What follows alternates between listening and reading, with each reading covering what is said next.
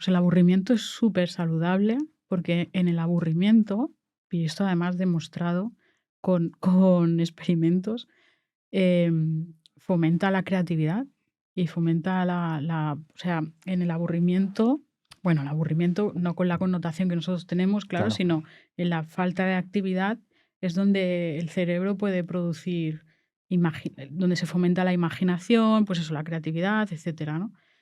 La fantasía, algo que para las profesiones creativas es buenísimo, ¿no? Y para las personas que no tienen profesiones creativas, pues les permite tener espacios de recreo emocional y mental que son aliviadores para su realidad, que a veces la realidad pesa mucho, ¿no? Como no nos permitimos esto, tenemos que estar constantemente viviendo ocupados, pues hay muchísimo estrés. Ujú. Y el estrés, que también es una palabra muy desgastada, como depresión, el estrés, la ansiedad son palabras que las hemos vaciado de contenido, en realidad tiene un peso emocional gravísimo, o sea, tiene unas consecuencias físicas, mentales, fisiológicas brutales, devastadoras. Lo que pasa es que lo hemos vaciado de contenido y lo decimos muy a la ligera, ¿no? Lo del estrés. Estoy muy estresado. Sí. Sí, sí, lo decimos como si fuera cualquier cosa, pero el estrés realmente eso sí que es un mal endémico para nuestra sociedad y para todo el mundo es brutal. Creo que es peor que, que el cáncer. ¿Pero por qué? ¿Por qué lo ves tan así? A nivel biológico, metabólico, a todos los niveles, no solo, o sea, pensamos que es como algo de salud mental y es malísimo para muchísimas cosas. Yo creo que Ujú. es un mal endémico, pero no le hacemos caso. O sea, lo decimos, estoy estresado, no sé qué, y es, bueno, y incluso acorta la esperanza de vida, o sea, es malísimo y es concominante con muchas patologías. Ujú. Entonces, pero bueno, tiene que ver con el estilo de vida, claro, porque no paramos atención en eso precisamente, ¿no? Pues no nos permitimos parar, no nos permitimos el aburrimiento, no nos permitimos hacer según qué cosas que serían naturales y que el cuerpo y que nuestro sistema necesita, ¿no?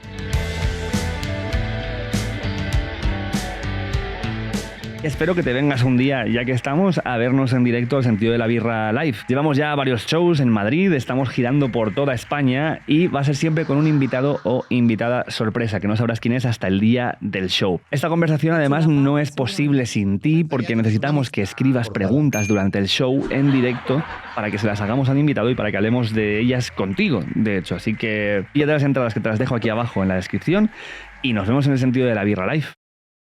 Grela Bravo, bienvenida al Sentido de la Birra. Bien hallado. Te estaba diciendo que tu nombre para mí es un poco trabalenguas por la GR y la BR, pero bueno, lo he logrado. O sea, Muy que bien, qué estoy curioso, contento. nunca me lo habían dicho. ¿No? No, O sea, sí, a mí me pasa a veces como que me rayo así con cosas que tienen consonantes tal. ya. Pues a lo mejor te podría haber Pues te ha dicho salido Brela del Grabo tirón. o cosas así. Pero así Hombre, que, sí que me dicen mucho que no la habían oído nunca y tal, pero nunca me habían dicho la sonoridad. bueno, pues sí, lo hemos Bueno, conseguido. muy bien. Escúchame, lo primero que te voy a preguntar, por de las cosas que he estado leyendo de ti y escuchando, es ¿cuánto dirías que el individuo o los individuos somos los que creamos la sociedad y cuánto es la sociedad lo que nos moldea como individuos? Ostras, pues creo que es una relación bastante bidireccional. Ujú.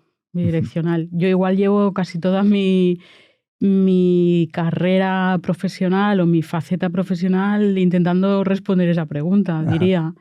Eh, es un win-to-win. Un win-to-win, o sea, Sí, un bucle constante de... bueno, más que un bucle, es un mano a mano, ¿no? Ujú. Están ahí los dos mutuamente haciéndose, moldeándose mutuamente, yo creo, ¿eh? O sea, estamos en la situación gallina-huevo que viene antes. No, no es que viene antes, sino que se afectan mutuamente, se afectan, se impactan y se benefician mutuamente, o sea, para bien y para mal. Ujú. Creo que el poder y el beneficio sobre uno y el otro es mutuo. Y de hecho, por ejemplo, pues yo mi carrera o mi formación más gruesa, original, ¿no? Primera es psicología, ¿no? Ujú. Y recuerdo cuando estudié en el Pleistoceno que estaba como muy dividida, ¿no? Entre pues los más biologistas, los más sociales, tal, ¿no? Que algo que luego a mí ya entonces me parecía como muy absurdo y muy de perogrullo que no hubiera esta división, ¿no?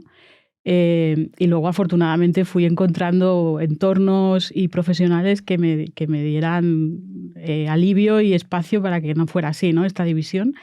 Pero sí que había, y todavía la hay, ¿no? Hay gente que hay confrontación, ¿no? Entre pues eso, ¿no? Unas tendencias o escuelas o miradas muy biologistas, muy genetistas y tal, y hay otras más sociales, etcétera, ¿no? Y entonces yo encontraba que, bien, entonces según esa mirada, pues se le otorga como más poder o más primacía, digamos, al individuo o a lo social, ¿no? Y yo ahí pues me debatía, ¿no? Decía, bueno, ahí sí que habría entonces sentido entre el huevo y la gallina, ¿no? Ujú. En ese sentido. Y yo ahí ya empezaba a encontrar un poco de inquietud de quién tenía más poder sobre qué, ¿no? Y luego, pues afortunadamente he visto que no, que realmente es una afectación y un moldearse mutuo, ¿no? Y de hecho, a mí me gusta mucho estudiar las circunstancias y los fenómenos desde una mirada muy multidisciplinar, ¿no? Porque yo recuerdo una vez, hace unos años, en un congreso de medicina sobre una temática muy concreta que era del dolor y tal, y recuerdo que había, pues eran 23 ponencias, ¿no? Y eran como los 23 mejores especialistas del mundo Ujú. sobre esa dolencia, ¿no? Pero cada uno en realidad tenía una especialidad. Entonces, claro, salía y hacían ponencias brillantes, pero era como, bueno, cada uno explicaba desde su mirada, ¿no? Y no se encontraban. Entonces, eran ponencias súper interesantes, pero era desde su mirada y no se encontraban, ¿no? Y entonces, claro, yo decía, bueno, pero es que aquí lo que está pasando es que estamos mirando lo mismo desde distintas perspectivas y todas son muy buenas, pero tiene que haber un punto en el que se encuentren, ¿no? Y esto pasa en todas las, bueno, en todas las situaciones de la vida o en todas las eh, situaciones o yo qué sé, o conceptos que quieras intentar mirar al individuo o a lo social, ¿no?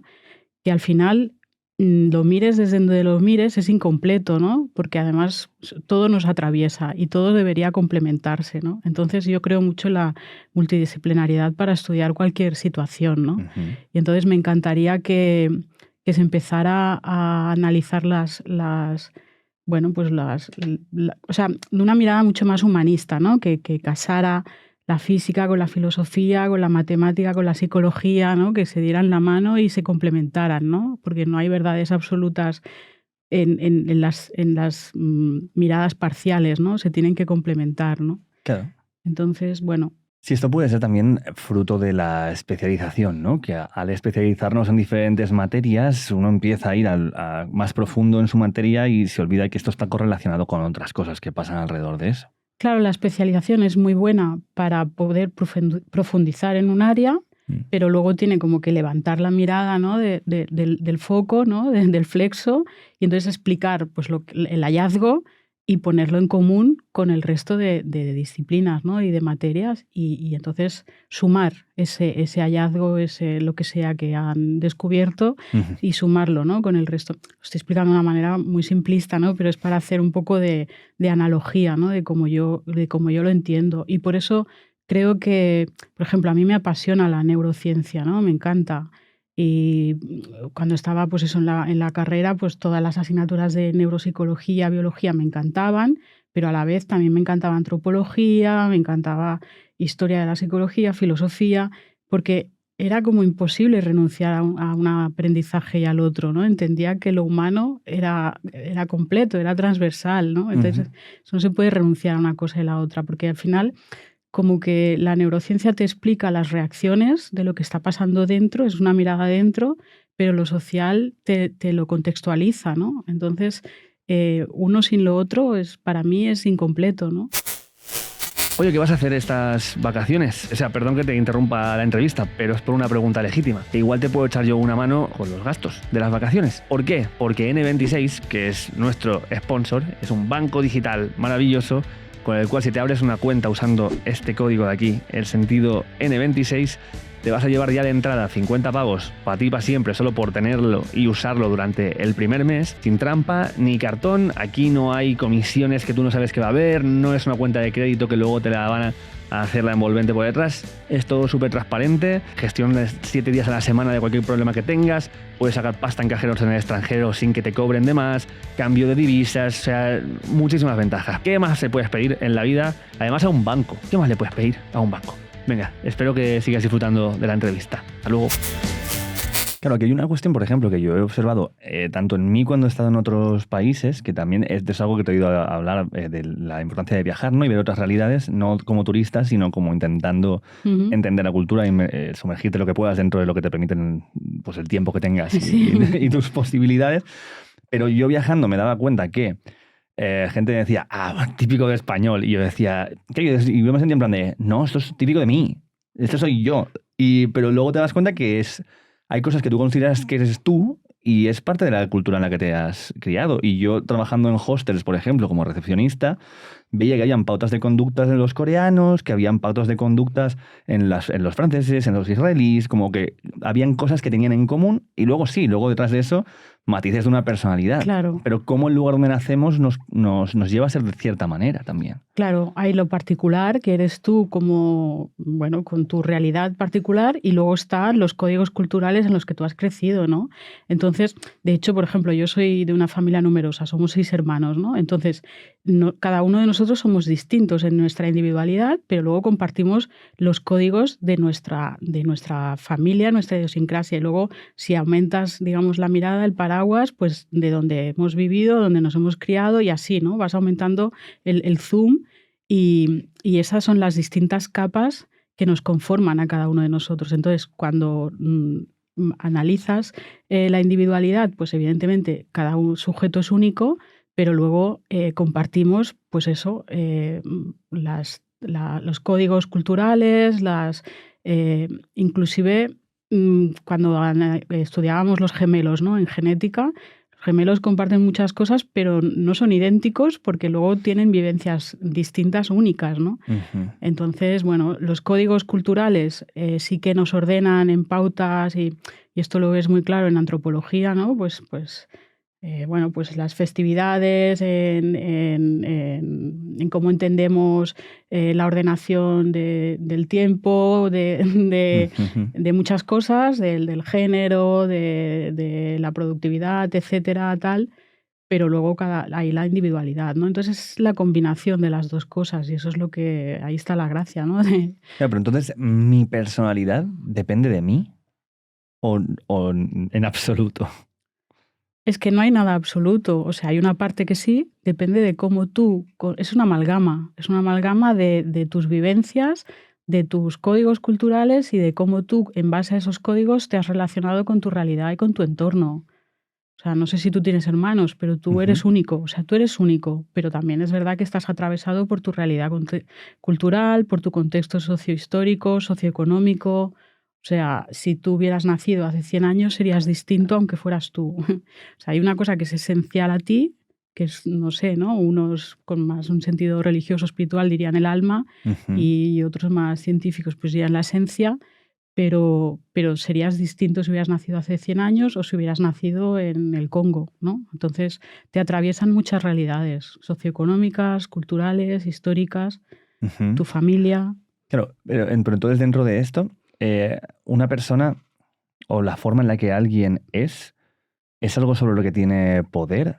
Podemos llegar a cambiar. Porque siempre escuchamos estas cosas de la gente, ¿no? Y como estas frases de la gente nunca cambia, encuentra nuevas formas de mentir, ¿no? Como estas máximas. Yo creo en la capacidad, o sea, en el margen que nosotros tenemos de responder, ¿no? De reaccionar, de actuar. Yo no soy determinista, ¿no? Porque si no, esto sería condenar a las personas, ¿no? A un destino, a su contexto, ¿no? O sea, creo mucho en el poder del contexto, en lo social. Evidentemente nos condiciona, ¿no? Porque entonces, por eso estoy tan en contra del discurso de la meritocracia, ¿no? Que si quieres luego hablamos. Por supuesto.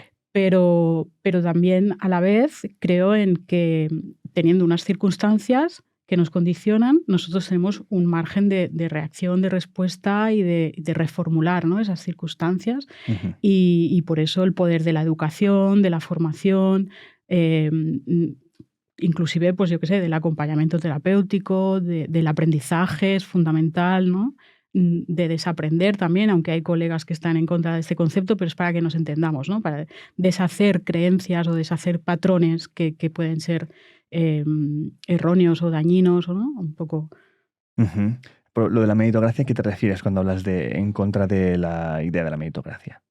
Pues para mí la idea, bueno, claro, esto es un melonazo que ya lo he abierto, Vamos pero allá. claro, para mí la idea, a ver, es que aunque estemos hablando de psicología, de sociología, de antropología, yo creo que al final la política lo atraviesa todo, ¿no? La Ujú. política en un sentido de todo es política, ¿no? Esta frase tan famosa quiere decir, para mí quiere decir que al final en la vida, aunque tú no estés hablando de instituciones, ¿no?, de lo institucional o de lo gubernamental, en la vida todo es política en tres sentidos, ¿no? En todo hay relaciones de poder, en todo hay toma de decisiones y en todo hay una simbología, ¿no? Y también, un activismo implícito, ¿no? Ujú. Entonces, pues también haciendo divulgación o hablando de psicología o ejerciéndola, ¿no? En mi caso, pues tú te estás posicionando de una manera ideológica, digamos, y estás dando un valor, estás transmitiendo valores, ¿no?, a los demás, o sobre todo, por ejemplo, si estás divulgando, ¿no? Inclusive ejerciendo en el acompañamiento terapéutico, ¿no? Entonces, ¿por qué digo esto? Pues porque yo, por ejemplo, creo que de un tiempo a esta parte, y sobre todo en nuestro contexto cultural, em, este énfasis excesivo que se ha hecho bajo la premisa de empoderar a las personas, de este discurso, esta narrativa tan actitudinal del querer es poder, Ujú.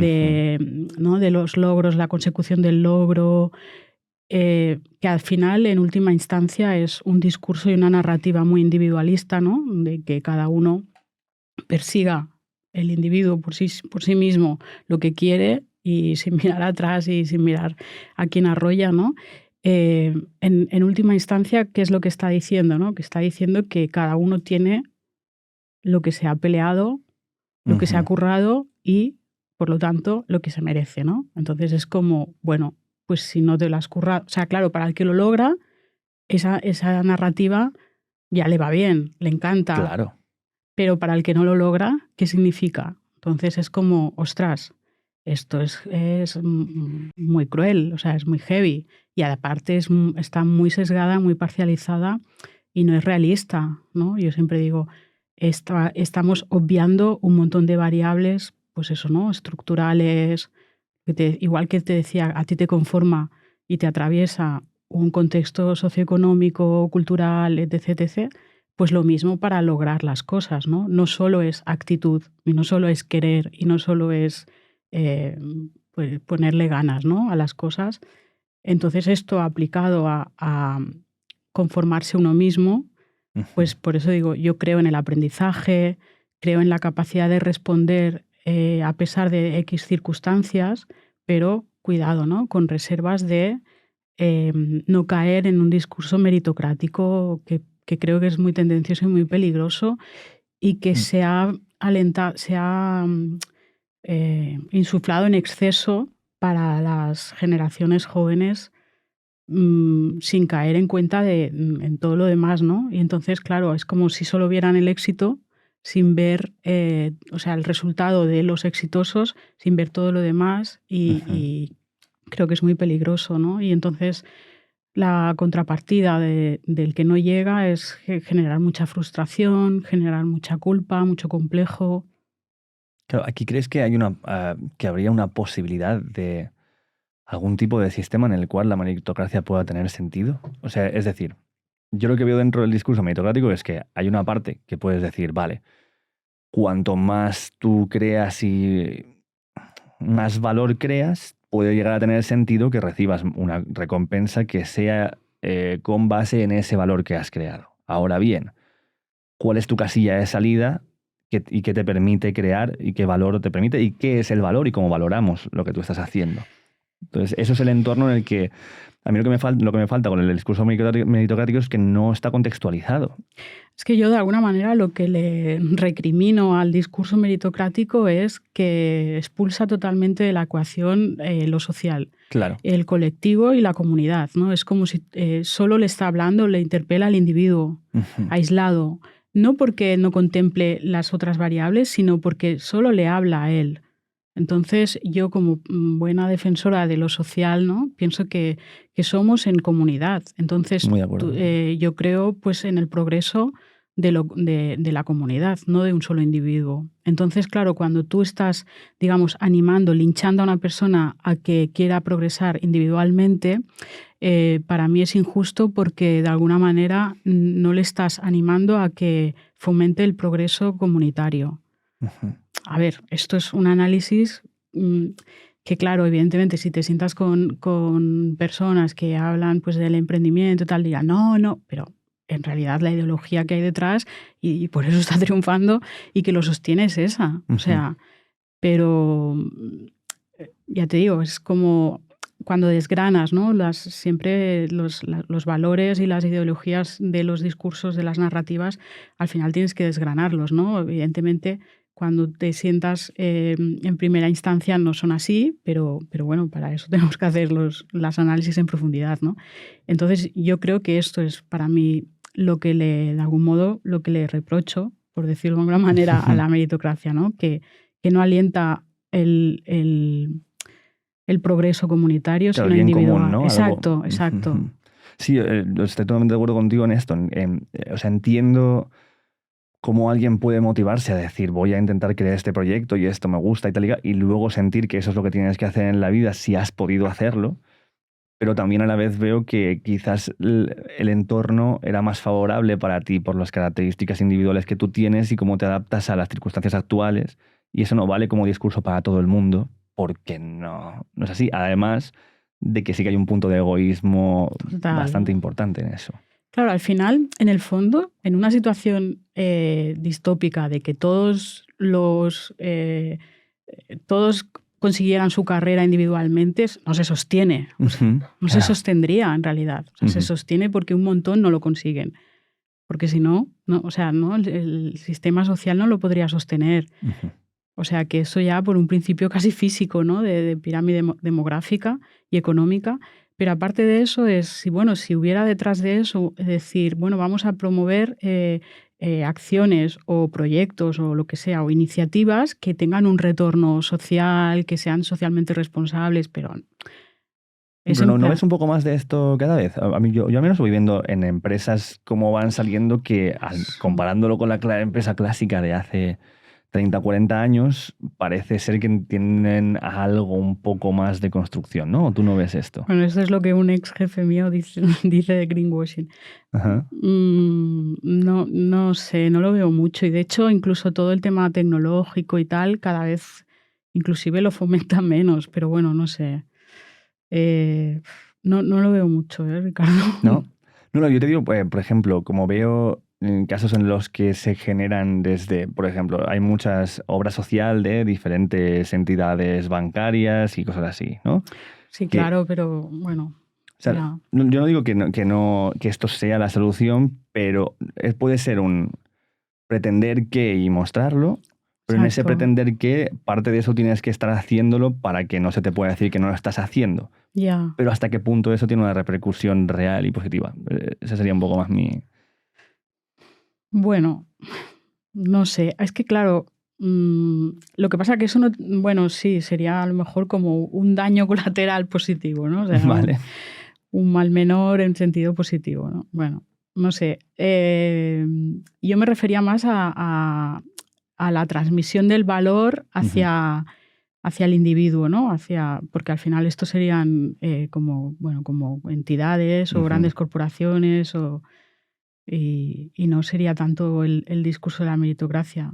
Pero bueno, no sé. Yo, por principio, como yo creo de manera tácita y fundamental, ¿no? En los derechos humanos, en las libertades y en la igualdad, pues claro, esto, digamos, intento aplicarlo de manera transversal a todo, pues cuando me pongo a analizar pues todo este tipo de discursos pienso, bueno, cuando voy más allá pienso, bueno, esto se lo está saltando, en la última instancia pienso que no lo está, digamos, que no vela por ello, ¿no? Entonces, bueno, lo veo así, no sé. Claro, esto puede ser también como que estamos en un momento en el que el ego tiene una parte muy importante, tanto desde dónde nos comunicamos con el otro, que es una parte de la que quiero hablar también contigo, de la comunicación, pero también desde dónde ponemos nuestras aspiraciones y por ello también una época con muchas inseguridades, porque echamos todo eso sobre nosotros mismos. Bueno, es que al final es un bucle, es que estamos en un momento social, bueno, en nuestro contexto, porque claro, es lo que decíamos antes, ¿no? Si viajamos, al final vemos que nosotros somos, en verdad, una parte muy pequeña del mundo, que también tenemos un poco distorsionado, pensamos que Totalmente. somos todo y no. Afortunadamente luego viajas y dices, pues no somos tantos ni somos el ombligo del mundo, pero bueno, sí que somos los que tenemos, digamos, como más poder y más influencia, ¿no? Me refiero a Occidente y tal. Entonces, en nuestro contexto sí que es verdad que estamos en un momento social que es todo muy individual, muy ego, muy tal. Entonces, al final todas las esferas se mueven un poco con los mismos parámetros. O sea que lo analicemos desde la perspectiva que lo analicemos, se ve todo un poco atravesado por lo mismo, ¿no? Por el individualismo, el ego, el mostrarse, el un poco, sálvese quien pueda o quien va primero y tal, ¿no? O sea que totalmente de acuerdo contigo con el tema este del ego y del mostrarse, bueno, ahí otro melón.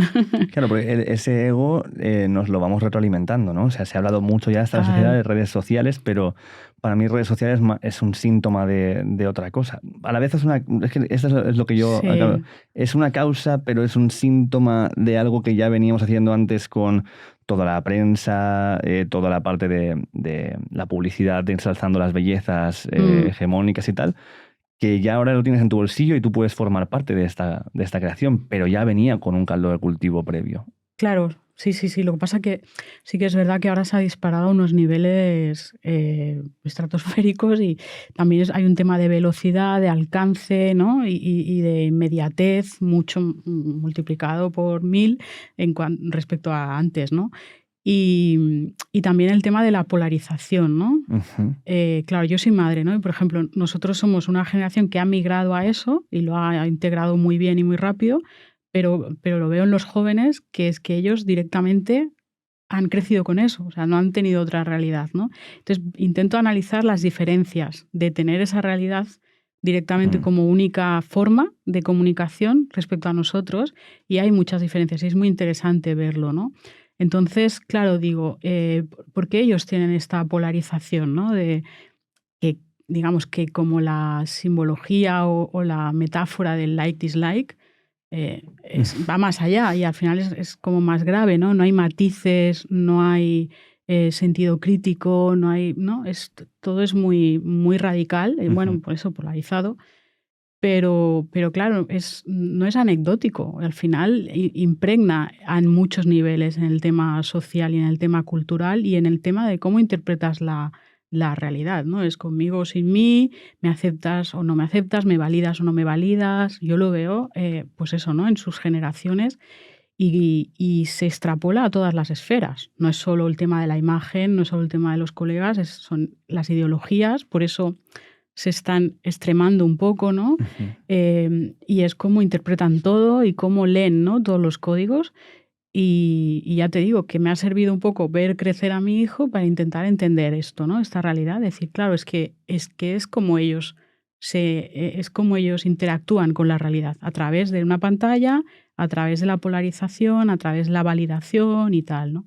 Entonces, claro, nosotros empezamos con una manera filtrear con esto que todo parecía un poco más como un juego de seducción, la imagen, tal, pero al final ha llegado a ser más grave en un sentido literal de la palabra, no de dramático, pero más hondo, más importante de lo que nos parecía, ¿no? Y bueno, ya hay muchos autores analizándolo, ¿no? Y pensando en ello y pensando en hasta qué punto está cambiando nuestros usos, la forma en cómo nos relacionamos. Y por eso hablo un poco de ello en el libro, ¿no? las relaciones sociales, las relaciones afectivas, lo político, Ujú. todo, ¿no? Lo ha acabado atravesando todo el tema de las redes sociales. No es solo un tema de ocio, ¿no? Va mucho más allá. Es súper interesante y muy curioso. Sí, aquí te escuché decir en alguna otra entrevista la diferencia entre la sociedad crítica que somos y la capacidad de pensamiento crítico que tenemos. Que Brutal, sí. hay algo aquí tremendo que es... O sea, yo creo que críticos y criticones hemos sido toda la vida porque Sí, somos muy prejuiciosos de entrada con las cosas porque lo que nos ha servido para evolucionar y para sobrevivir ha sido prejuzgar para... Se mueve el arbusto, corre que sale de ahí un bicho. O sea, a lo sí. mejor no era, pero por Ya, si por si acaso, ¿no? acaso. Claro, pero el poder decirlo públicamente y ser escuchado antes era reservado a gente que había demostrado que tenía una capacidad crítica para ser una persona que Sí, comparte cierta una opinión. autoridad, sí. Claro, cierta autoridad que sí, te la puede dar un periódico que también tenga sus propios sesgos o te la puede dar un organismo oficial o lo que sea, pero para que tu opinión fuera más allá de tu círculo cercano, tenías que tener una serie de puertas de validación Mm, que te dijeran, sí, tú puedes opinar ahora públicamente, que te escuchen o te lean los demás. Y ahora mismo lo puede hacer cualquiera y que eso trascienda además. Y que total. eso le joda la vida a un artista que ha leído esa crítica de alguien que ha dicho o que eso cojan tu tuit y lo pongan como en las noticias. O sea, esto está Total. diciendo la gente y Sí, salgas en un periódico. Entonces es un refuerzo positivo a una actitud que es muy humana, pero te están dando una vigencia que no tienes y te están diciendo que no hace falta desarrollar tu sentido crítico para que te escuchen porque puedes hacerlo y vamos a reaccionar ante tu crítica. ¿Cómo nos puede estar esto afectando a nuestro desarrollo? sí, sí, claro. La reflexión que yo hacía era el cambio, que más allá del juego de palabras es muy grave, ¿no? Entre sentido crítico, ¿no? O capacidad, actitud crítica Ujú, y criticar, ¿no? O sea, la democratización de criticar por criticar gratuitamente y sin ningún criterio, ¿no? Y, y lo peligroso que era esto, porque además, como tú dices, deja huella, ¿no? O sea, antes decías, tira de hemeroteca. Ahora la hemeroteca es todo el vasto universo de Internet y ahí queda y ya está, ¿no? ujú. Detrás del anonimato que te permiten un montón de... Bueno, ahora a lo mejor X igual desaparece, no sé, con un poco de suerte, no sabemos, pero bueno, que hay otras y ahí quedarán, ¿no? Y es verdad que en el anonimato de una pantalla todo el mundo, pues es una barbaridad, ¿no? Además que es muy curioso porque mira, volviendo un poco a la neurociencia, ¿no? El cerebro humano tiene una capacidad, no sabemos por qué, de que a ti te pueden decir 20.000 cosas buenas y el impacto que tiene en ti a nivel emocional, inclusive de memoria, ¿no? El registro, una mala tiene muchísimo más impacto y deja mucha más huella que muchas buenas, ¿no? Ujú. Entonces, claro, eso extrapolado pues eso, a este momento de crítica gratuita y destructiva, aunque sea sin fundamento, pues a una persona le pueden hundir la carrera, ¿no? Ujú. Y aparte, no es que a ti a nivel personal te afecte, es que luego también a nivel constructivo, social, ¿qué aporta, no?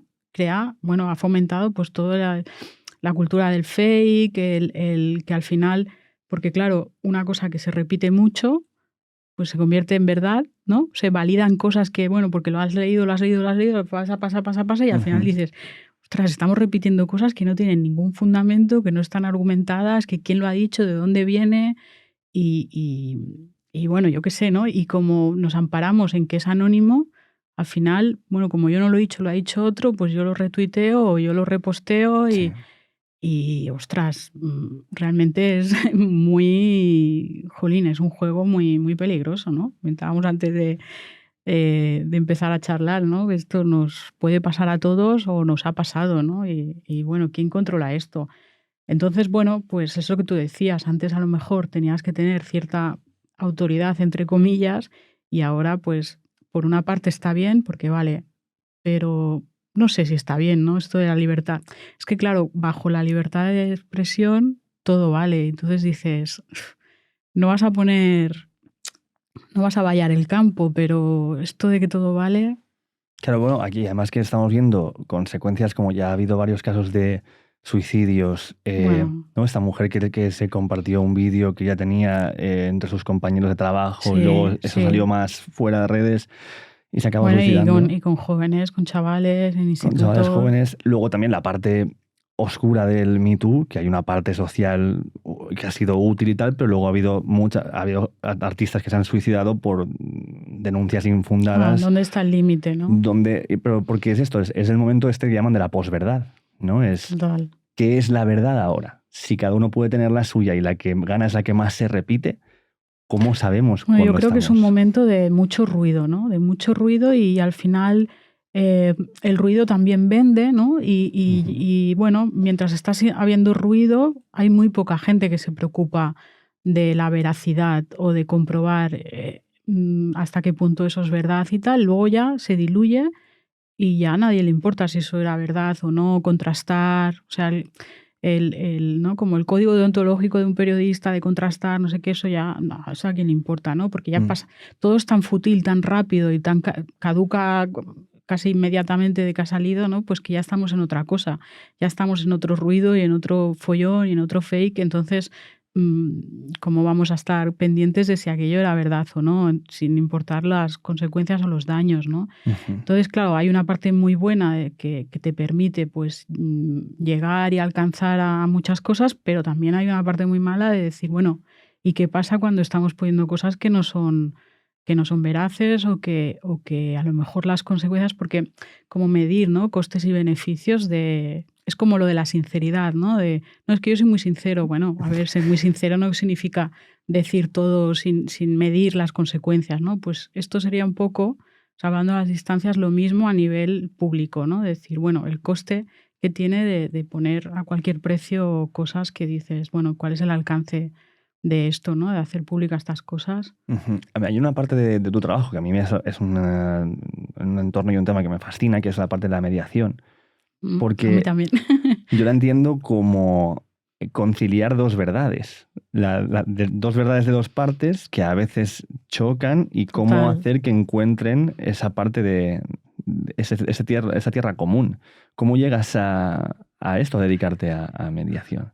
Bueno, yo no ejerzo como mediadora, por Ujú, desgracia. A mí también me apasiona y yo siempre digo, es que yo creo que sería la solución de todo, ¿no? Ojalá ujú. todo el mundo descubriera como el concepto, ¿no? Como filosofía de vida, así que sería la solución de todo. Estamos muy alejados de que la gente lo descubra así, porque de hecho, al contrario, cada vez más enfocamos y abordamos las cosas como un tema de ganar, ¿no? Que alguien tiene que ganar y alguien Total. tiene que perder, ¿no? Y precisamente en esta cultura que tenemos ahora lo fomentamos cada vez más, ¿no? Te decía. La mediación, claro, para mí es una filosofía de vida porque estoy convencida de que no existe una verdad absoluta ni única, ¿no? Ujú. Es como la viñeta esa que es fabulosa del 6 y el 9, que es tan gráfica, tan fácil, ¿Cómo era? pues uno está viendo un 6 y otro está viendo un 9. Ajá, porque están en lados diferentes, ¿no? Claro, Como si estuviera aquí. exacto, Ujú, exacto, ¿no? Está el 6 y está el 9 y los dos ven la verdad, ¿no? O sea, ven lo mismo ujú. desde diferente perspectiva, ¿no? Y tú tienes razón y yo tengo razón. Es que a mí esa viñeta me parece maravillosa, ¿no? Es muy gráfica, muy sencilla y lo explica muy bien, ¿no? Entonces, yo creo que en la mayoría, no siempre, ¿no? Hay situaciones en que no todo el mundo, o sea, no todas las partes tienen razón, ¿no? Pero muchas veces, o en la mayoría de las situaciones, yo creo que sucede eso, de lo de esta viñeta, ¿no? Pero no podemos verlo. Entonces, que haya como una tercera parte, ¿no? Que te pueda aportar esa visión neutral de decir, los dos o los tres o todas las partes tenéis vuestra razón, ¿no? Ujú. Y poder como reconciliar y llevar a un terreno neutral eso es maravilloso. Entonces, la premisa siempre en mediación es que nadie gana, pero tampoco nadie pierde, ¿no? Ujú. Entonces, es poder llegar al acuerdo de que todo el mundo sea capaz de renunciar a una parte de su ganancia para no perderlo todo. Claro, pero yo pensaba que sí que trabajabas como Sí, soy mediadora. mediadora, pero no Ujú. ejerzo ahora como Vale. mediadora. No Pero, ejerzo, lo que pasa es que no ejerzo, digamos, como tal, pero al final, de algún modo, lo llevo a la práctica en mi ejercicio ujú. como psicóloga, o sea, porque impregna de alguna manera mi manera de ejercer, o sea, aunque sea en terapia, ¿sabes? O sea, no ejerzo haciendo mediación, arbitraje, por así decirlo. Ujú. ¿Has ejercido en algún momento? Sí, sí, sí. ¿Cómo Haciendo qué casos? mediación familiar, sobre todo. Pero ¿en qué casos se da para que tener una idea? ¿Qué hace una mediadora en casos familiares? Pues hay temas de separación, de custodia, bueno, cosas así. Ujú. Y aquí es una frase que he oído mucho, es que la mayoría de problemas que tenemos las personas entre nosotros son problemas de comunicación. Total. Yo creo que todo se reduce a un problema de comunicación. Sí, sí, sí. Porque además muchas veces, por ejemplo, en parejas, ¿no? O familias, ¿no? La gente dice, hablamos mucho, ¿no? Bueno, dicen, nos comunicamos mucho y yo les digo, habláis mucho, pero no os comunicáis. Uy, eso claro. Ese matiz, claro, no sé, por ejemplo, nosotros a lo mejor ahora podríamos estar 3 horas hablando y no quiere decir a lo mejor que nos estuviéramos comunicando. Igual sí o no, ¿no? Pero que confundimos mucho el hablar con el comunicar, ¿no? Y puedes hablar poco y comunicarte muy bien, porque a veces en el silencio hay mucha comunicación, cuando hay comunicación, o sea, cuando son 2 personas que se entienden muy bien, ¿no? Entonces, esta confusión, pues es súper habitual, ¿no? Por ejemplo, en entornos profesionales, ¿no? Que piensan que por hacer muchas reuniones y hablar mucho, digo, bueno, ya, pero eso no tiene nada que ver con comunicarse, por ejemplo, o en parejas o también en entornos familiares, ¿no? Que, donde hay una comunicación muy jerárquica, ¿no? De padres, hijos o no sé. Pues no tiene nada que ver hablar con comunicarse, ¿no? Por ejemplo. Claro. De hecho, el arte de dominar el silencio con alguien es una gran comunicación. Claro, aquí, por ejemplo, desde que me dedico a esto, que es me he puesto a estudiar más sobre comunicación, principalmente por tener que tener conversaciones con gente, pero también por tener una empresa y tener un equipo, porque es muy importante cómo te comunicas con el equipo, porque siempre va a haber problemas y siempre va a haber frustraciones, pero la manera en la que tú comunicas eso va a marcar mucho cómo se solucionan los problemas y Claro. cómo se resuelven las frustraciones y la filosofía que se va creando alrededor de ello de cómo tenemos que estar en una empresa. Y me he encontrado con 2 tipos de comunicación. Una que es la comunicación no violenta, que no me acuerdo cómo se llama, lo vi a través de un tío que se llama, no sé qué, Marshall. Sí, Marshall. Sí, no me acuerdo cómo se llama el tío que habla de lo de tener orejas de jirafa Sí. y tener corazón de jirafa y todo esto, ¿no? Como Sí. escuchar amablemente al otro y escuchar también, porque a veces si tú tienes la capacidad de comunicarte, una parte muy importante es traducir en tu cabeza lo que el otro está diciendo de una manera que no es como tú te estás comunicando. Alguien que está tal y vale. Tú estás intentando ser agresivo, pero ¿qué me estás diciendo realmente? ¿Y cómo puedo llevarte aquí? Exacto. Pero es un trabajo altamente costoso llegar hasta ahí. Lo que pasa es Mucho. que muy gratificante si consigues llegar. Mucho. Es que además también suele pasar mucho que normalmente, en vez de escuchar, estamos esperando para responder. Ujú. Eso también es muy habitual, ¿no? Estoy como esperando mi turno para contestar, ¿no? Y a veces también, yo también me he encontrado, por ejemplo, eso en terapia pasa mucho, ¿no? Que te quedas callado y es como, pero dime algo, ¿no? Y piensas, no siempre tengo que decirte algo, ¿no? Claro, ahora no tendría sentido que me quedara callada, ¿no? Una entrevista un poco rara, ¿verdad?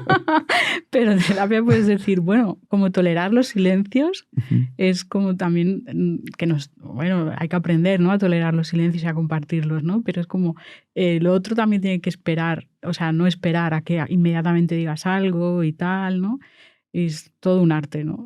Escuchar es fundamental. También ves mucho quién sabe escuchar del otro lado, ¿no? Y tú también aprender a escuchar, que a veces, ¿no? Cuando estás como muy de lo visceral o en el enfado, no sé si te pasa, ¿no? Que te das cuenta que estás escuchando y te estás dando cuenta que estás como en una voz en off, ¿no? Dentro de ti. Ujú. O sea, Nazae Castellanos, no sé no sé si las has No, tenemos ganas entrevistado. de que venga, pero no Va, estamos intentando contactarla y no hay manera. a mí me encanta, bueno, claro, está siempre muy ocupada. Sí. A mí me encanta. Pues ella habla es súper interesante, ¿no? Ella dice que, bueno, ella y muchos neurocientíficos, ¿no? Que lo han podido comprobar ya con neuroimagen, que no sé si creo que es el 80% de nuestro tiempo, nuestro cerebro, o sea, estamos como rumiando, estamos hablando con nosotros mismos, es brutal, ¿eh? O sea, estamos ahí como en un diálogo interior, imagínate la paranoia y el agotamiento, ¿no?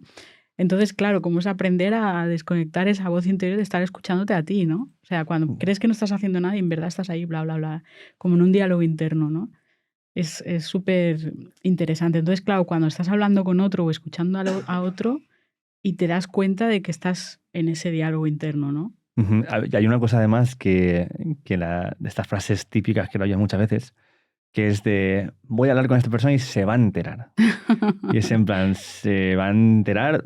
Yo creo que no, porque si vas con esta actitud Ya. no se va a enterar nadie de nada. ¿De qué se va a enterar, no? Claro, además también porque cuando... Hay una cuestión aquí, y corrígeme si me equivoco, pero en las mediaciones o en las negociaciones, que ahora te preguntaré por la diferenciación entre ambas, creo que una parte que suele lastrar mucho es la expectativa Total. del resultado que yo quiero obtener de esto.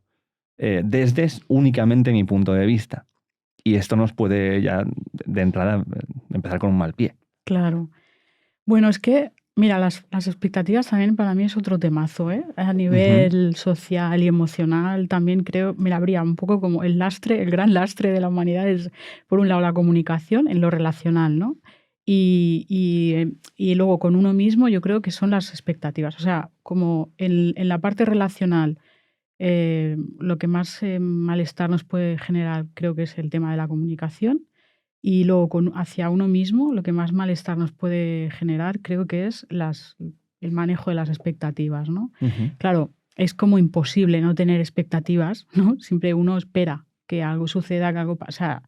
Pero el gran aprendizaje o la gran tarea pendiente sería intentar manejar o reducir al máximo para todo, ¿no? Esas expectativas. O sea, para mí es un temazo el tema de las expectativas. Entonces, eso encima respecto a otro, pues todavía multiplica exponencialmente la frustración, ¿no? Entonces, si es difícil hacia uno mismo, hacia otro, ¿qué supone? Pues lo que hablaba antes con el tema de que todo es política, ¿no? Supone una posición de poder o de dominancia, ¿no? O sea, al final es como... Y cuando tú, en el fondo, por mucho que actitudinalmente o de conducta tengas muy buenos modales, lo vistas muy bien, lo que sea, cuando tú tienes una expectativa que quieres que se cumpla respecto a otro, inconscientemente te estás posicionando en una posición de poder, entonces estás valorando o evaluando tu expectativa de resultado respecto al otro como superior, como mejor. Y claro, ahí hay temazo para trabajar. Sí. Aquí hay una frase que dice un músico con el que me encuentro muchas veces. Cuando está diciendo algo, te dice, no te lo digo para que me creas, te lo digo para que lo sepas. Joder. En plan, mi verdad, ¿no? Claro. Que muchas cosas es en plan de, no, es que esto es así porque musicalmente, esta es la teoría, ¿sabes? Como que tal. Pero luego también te lo aplica a cosas personales, de morales. La vida Aquí cotidiana. no es lo mismo, ¿eh? Esto no es negociable, también es una frase, ¿eh? Esto no es negociable, pero también... Esto es de cajón. Claro, pero también hay un punto en el que a veces se confunden mucho las verdades objetivas con las verdades subjetivas, como es que esto es así. Pero que es una verdad objetiva. Pues sé que 2 más 2 son 4. Bueno, es que las matemáticas también son un lenguaje acordado. No sé, es que yo soy súper relativista. Vale, bueno, también me gusta esto. Pero quiero decir, tiene que haber a lo mejor un concepto de verdad sobre el que podamos construir cosas, ¿no? Y saber que esto pasa cuando pasa esto, ¿no? Pero bueno, salvo 2 más 2 son 4. Sí, o sea, todo lo que tenga una experimentación científica. Sí, exacto. En lo social y en lo político, moral, ético, tal... yo estoy contigo en ese relativismo. Que luego tú vas a un congreso matemático y se pelean entre ellos. Quiero decir, inclusive en la ciencia hay escuelas y hay dudas y hay debate. O sea, que incluso lo que parece que es súper acuerdo y súper tal, ¿no? Luego cambian, o sea, no sé. Pero, por ejemplo, hay verdades que aceptamos como sociedad, ¿no? O que ya naces en esa sociedad que ha aceptado esa verdad. O sea, todos diríamos que matar está mal. Es una verdad que todos pero manejamos. una cosa es la ética, ¿no? O acuerdos morales, que también es cultural. Claro. Que también son acuerdos en un contexto cultural. Porque luego puede haber otras sociedades, otras civilizaciones que practiquen ¿cómo se llama? Pues lo que sea, el canibalismo o la coprofagia o lo que sea. O sea, coprofagia, ¿no? Eso es comer caca. Bueno, pero aquí no está bien y en otro sitio está bien. Vale. Quiero decir, cada uno... Okay. Por eso me he reído, porque son acuerdos culturales lo que está bien o que está mal. Sí. Me has dicho caca, súper fino, yo también. Ya. Cada uno lo dice como quiere. Claro, pero... Por eso me he reído. Pero yo creo que también... como estas verdades, por mucho que sean construidas, son sobre las que marcamos ciertos pilares sociales los que movernos. Sí, estoy tocando un poco las narices, ¿eh? No, está claro, pero a mí me gusta. Te entiendo, pero que si nos ponemos de esto al final... Ajá. Objetivo, no hay nada.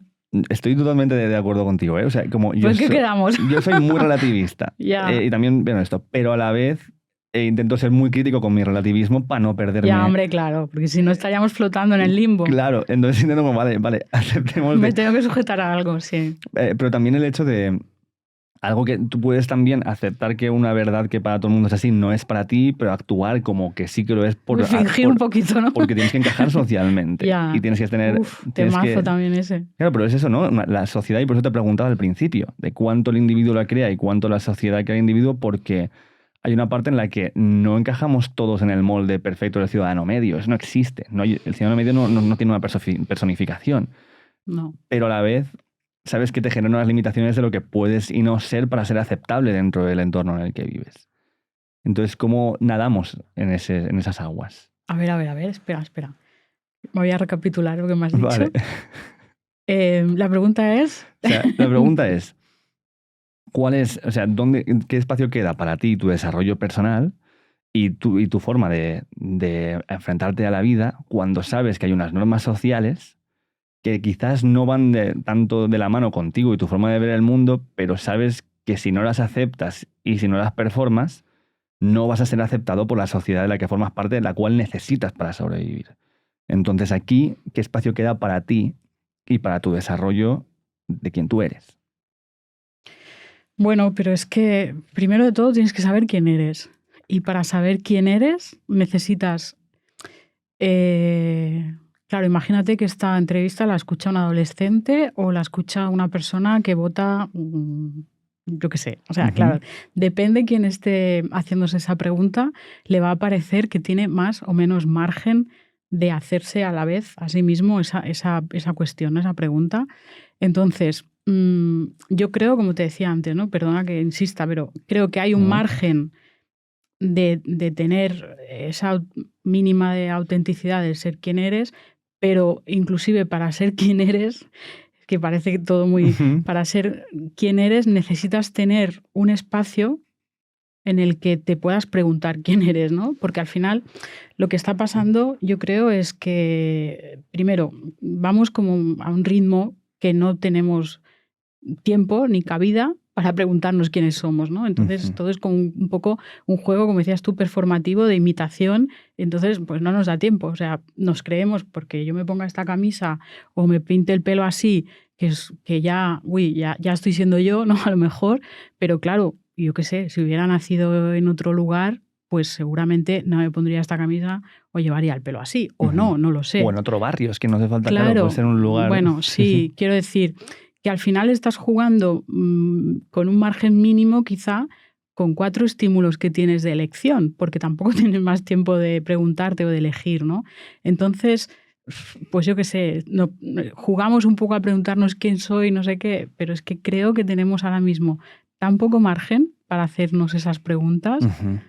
Digo ahora mismo en este momento, ¿no? O sea, yo creo que ha habido momentos de la historia como un poco más creativos para hacernos a nosotros mismos. Ahora todo es muy... También a lo mejor por el tema que decíamos, que en el espacio, pues eso, de las redes, audiovisual, todo tan globalizado, como nos mostramos tanto y nos compartimos tanto, pues es como hay mucha imitación. O sea, todos son espejos. La imitación de la vida esta que... Claro, entonces casi todos somos iguales, hay muy poca versión, o sea, casi todos somos iguales, ¿no? Entonces yo creo que ha habido momentos vitales en que había un poco más de creatividad y un poco más de... Pero ahora, en la individualidad me refiero, ¿no? Pero ahora hay muy poco margen y sobre todo muy poco tiempo para preguntarte quién eres, porque vamos hiperacelerados con el piloto automático, o sea, estamos obsesionados con producir y con imitar. ¿Cómo vamos a preguntarnos quiénes somos?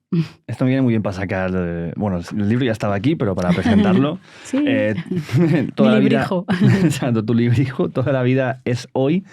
Que además, una de las cosas que... Esto que estabas mencionando de ese espacio para ti, para descubrir quién eres, yo lo asociaría con, dentro de los 5 tiempos de los que hablas en el libro, que ahora entramos en ello, es el tiempo íntimo, ¿no? El tiempo para estar tú contigo. Que es un tiempo que pareciera que tenemos mucho porque somos muy individuales, pero como tienes en un bolsillo el tiempo para los otros todo el rato, es muy poco el tiempo que estamos en plan, ya está, estoy conmigo. Yo creo que es el gran olvidado, el tiempo íntimo. Sí, sí, es el más sacrificado hoy en día de todos. Casi al estar tan conectados, yo diría que el que más de los 5, que es el profesional, social, familiar, personal e íntimo, el que más nos absorbe y al que más tiempo le dedicamos mental y emocionalmente es el profesional, después el social. Y el gran olvidado de los 5 y el gran sacrificado es el íntimo. Y después, por orden de sacrificio, sería el personal. Entonces yo creo que el que más nos absorbe con diferencia es el profesional hoy en día. Y siempre digo, hasta tal punto que confundimos nuestra identidad, o sea, nuestra identidad está solapada o absorbida por lo profesional. Y lo social está también mezclado, embarullado y ahí también muy confundido con lo profesional hoy en día. Y lo personal y lo íntimo están muy, muy abandonados. Aquí hay una cosa que te quería preguntar del libro como objeto en sí, antes de entrar en harina, que es... Qué bonito eso del libro como objeto, me encanta. Que es que a mí me ha sorprendido para bien, porque de entrada lo que yo pensaba que iba a encontrar era un libro de autoayuda. Oh, no.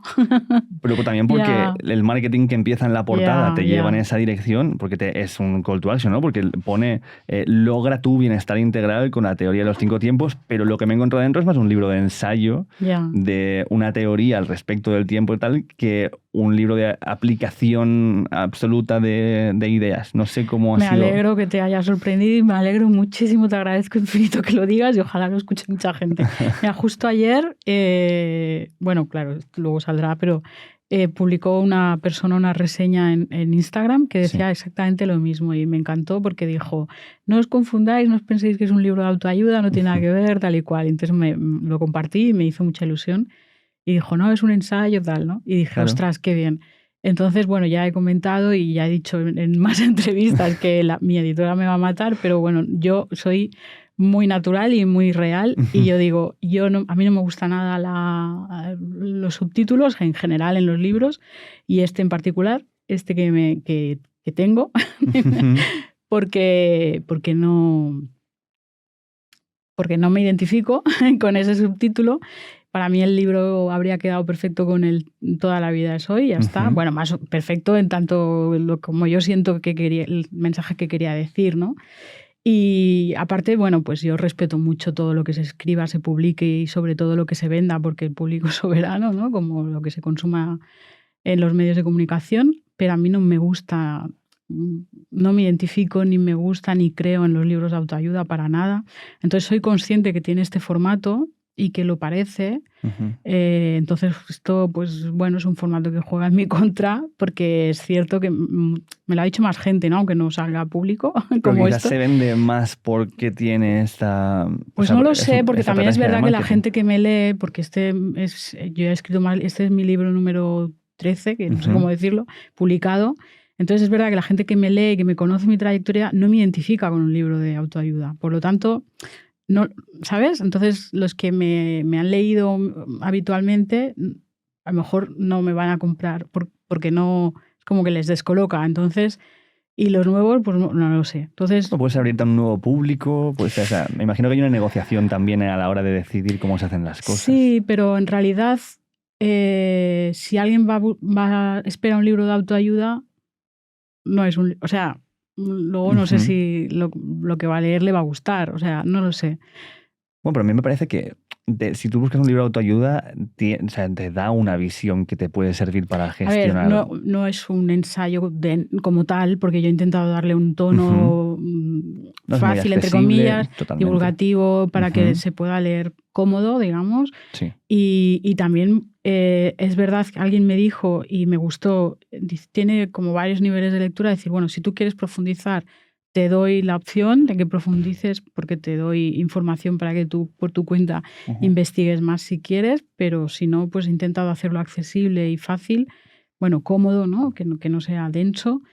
Pero bueno, yo, pues ya te digo, con todos mis respetos, no creo en el producto, en el concepto de autoayuda, ¿no? Porque también, pues entonces, con 3 libros ya se acabaría como tal el producto de autoayuda, ¿no? Porque ya estaríamos... ya estamos ayudados ya todos. estaríamos todos plan reseteados y curados, ¿no? Claro. Pero entonces, pero bueno, pues es el formato que tiene y es el que es y ya está. Pero no pasa nada. Yo de hecho te recomiendo un libro, es una novela que me gusta mucho, que se llama Happiness TM, como marca registrada, que va precisamente de un editor que publica un libro de autoayuda que le llega sin revisarlo mucho y tal, y el libro funciona tan bien que todo el mundo soluciona todos sus problemas y es muy feliz, ¿sí? Y el mundo se va a la mierda. Hostia, qué bueno. O sea, se colapsa la sociedad y colapsa todo porque todo el mundo se ha realizado personalmente y entonces ya no hay problemas, entonces claro, no hace falta a nadie solucionando problemas. Qué bueno.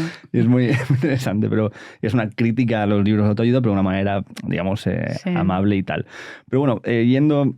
¿Al objeto? Al objeto libro, ya lo hemos pasado al objeto, pero yendo al concepto dentro del libro. Una de las cosas que saco es que un poco somos un burro con una zanahoria delante muchas veces y no nos damos cuenta. Probablemente sí. No sé si esto es algo que querías también que nos diéramos cuenta aquí, porque al menos yo he sacado un poco esta conclusión de hay salida, pero un poco vamos en piloto automático.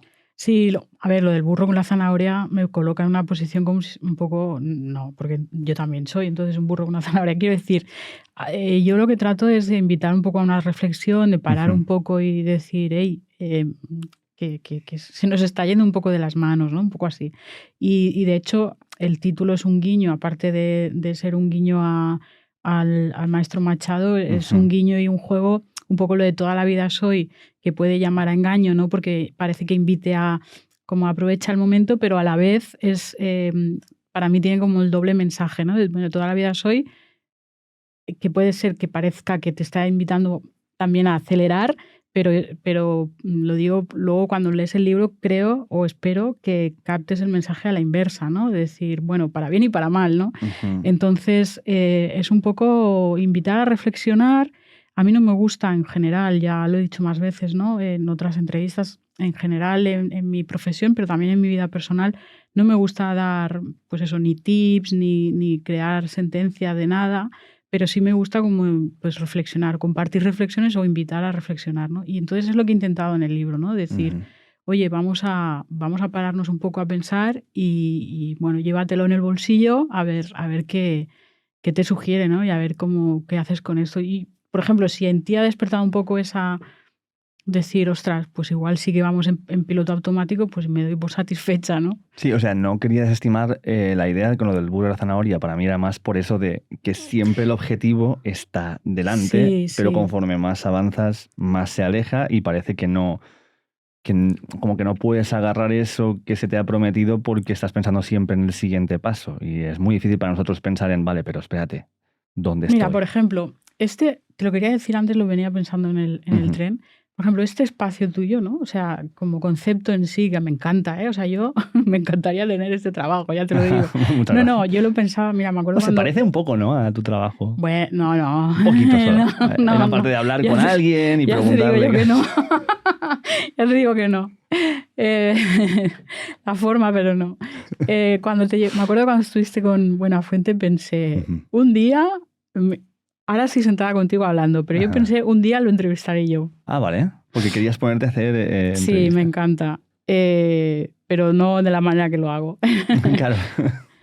Pero una cosa que, por ejemplo, valoro mucho, y él te dijo, recuerdo, creo, es que pues en el momento en que estamos, que todo es, pues eso, pam, pam, pam, y que el tiempo es como el máximo valor, ¿no?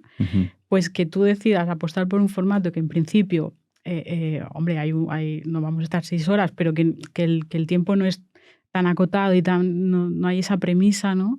Pues ostras, es como, ¿no? Darle, para mí tiene un valor brutal, ¿no? Entonces, es como, tiene una lectura un poco de lo que intento hablar y reflexionar en el libro, ¿no? De decir, ostras, ¿por qué no le damos la vuelta a la situación y generamos espacios que demos ese valor al tiempo y al momento de desacelerar, ¿no? Entonces, esto que tú haces, por ejemplo, tiene un valor incalculable en el momento en el que estamos culturalmente, ¿no? Es decir, que apuestes por un formato así, ole tú. Bueno, somos ya bastante gente que estamos con los podcasts porque ya no sé, mucha gente se ha dado cuenta de esto, de que hay un lugar para la Sí, conversación extensa. sí, pero aún así tú lo hiciste desde un principio de decir, oye, vamos a hacerlo despacio, slow, sin Sí, sí, prisa yo y me acuerdo que sin... nos decían, pero no, hazlo de 5 minutos, hazlo de 20 minutos. Ah, ya. No quiero. Y poner el audio por dos, sí, sí, Claro, o sí. sea, bueno, también lo hace mucho. Yo también lo hago, poner a veces el Ya, audio por dos, pero también hay gente que habla muy despacio, que eso ya, también... yo. No, tampoco, dentro de esta sí que es la media, y hay gente que habla muy Ya, despacio. ya, ya.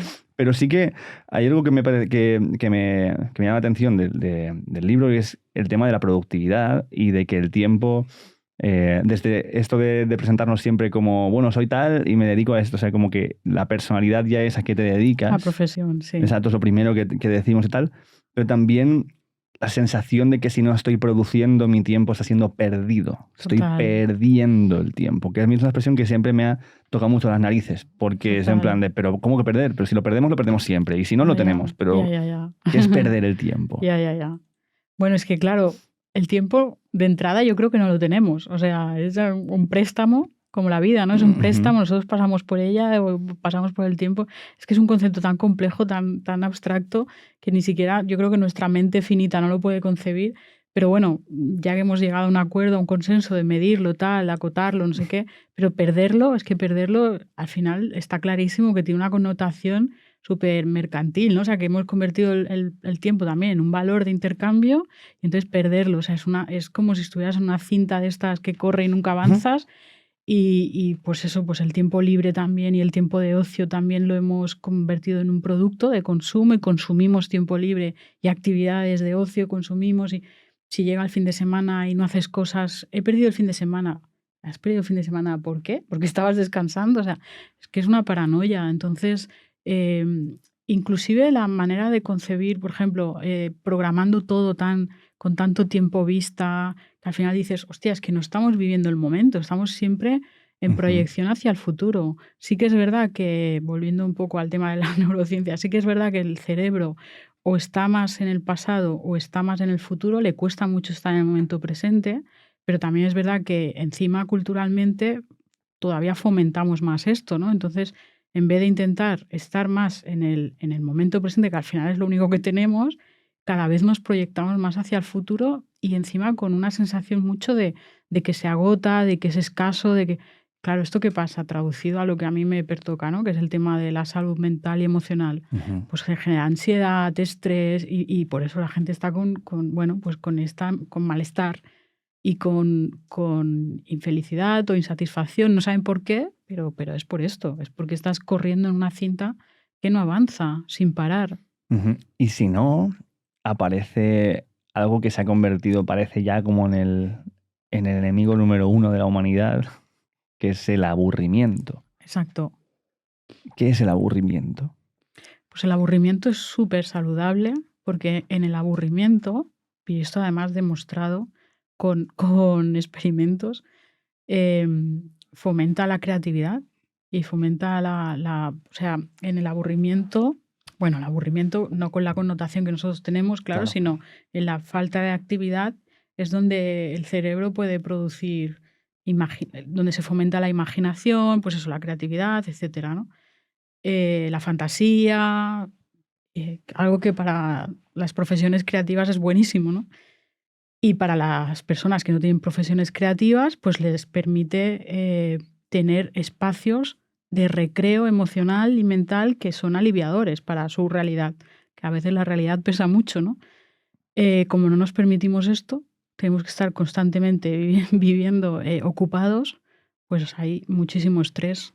Ujú. Y el estrés, que también es una palabra muy desgastada, como depresión, el estrés, la ansiedad son palabras que las hemos vaciado de contenido, en realidad tiene un peso emocional gravísimo, o sea, tiene unas consecuencias físicas, mentales, fisiológicas brutales, devastadoras. Lo que pasa es que lo hemos vaciado de contenido y lo decimos muy a la ligera, ¿no? Lo del estrés. Estoy muy estresado.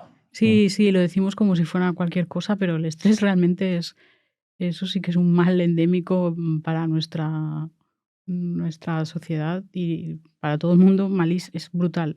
Creo que es peor que, que el cáncer. ¿Pero por qué? ¿Por qué lo ves tan así?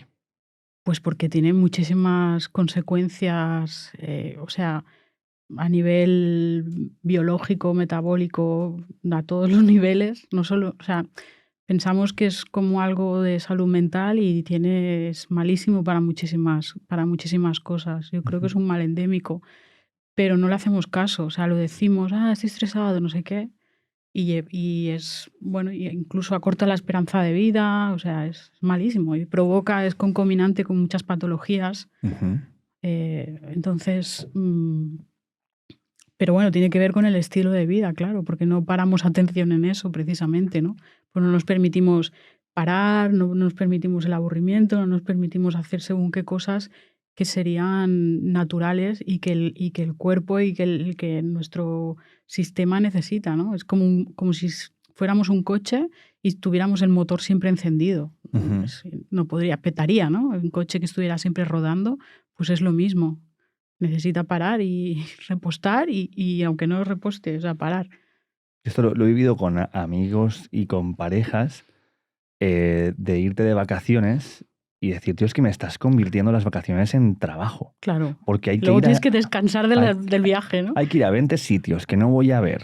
Ya, Bien, porque entonces ya estás llegando a uno, ya estás pensando, no, pero tenemos 10 minutos para total, irnos al otro. total. No te da tiempo tal, comes rápido, no sé cuántos. ¿Para qué? Para tener fotos y Exacto. volverte a casa con fotos de algo Hacer que el no has check de disfrutado. todo lo que has visto, ¿no? Claro, y dices, ¿en qué momento hemos llegado a esto? O sea, tiene que ver con que estamos en un momento en el que en periodos muy cortos de tiempo tenemos mucho avance tecnológico, mucho avance social, no sé hasta qué punto tanto, pero sí que tenemos como un progreso hiperacelerado y quizás es una cosa consecuencia de la otra, ¿no? ¿O cómo? Bueno, es que es lo que yo decía, que consumimos cosas, consumimos relaciones, consumimos tiempo, consumimos ocio, todo es consumo. O sea, en vez de disfrute, o sea, en vez de experiencias, es consumo. O sea, tú no vas de viaje para conocer, para interaccionar, para tener una vivencia, estás consumiendo, haciendo check